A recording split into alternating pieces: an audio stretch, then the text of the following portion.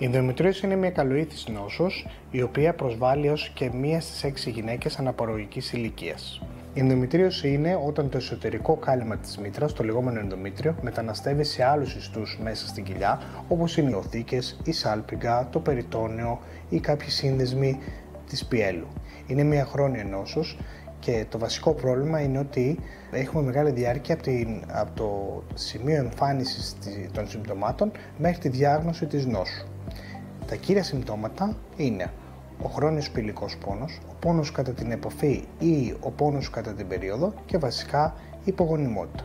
Το βασικό πρόβλημα είναι ότι οι γυναίκες πρέπει να απευθύνονται σε εξειδικευμένο γυναικολόγο χειρουργό, ο οποίος είναι σε θέση να πραγματοποιήσει ένα εξειδικευμένο κολπικό ή κοιλιακό υπεροχογράφημα και κατά βάση να διαγνώσει την νόσο και στην ουσία την έκτασή της. Σε πιο προχωρημένα στάδια μπορούμε να έχουμε εμφυτεύσεις μέχρι και στο διάφραγμα που χρήζουν προφανώς άκριας εξειδικεύσεως στη χειρουργική τους αντιμετώπιση.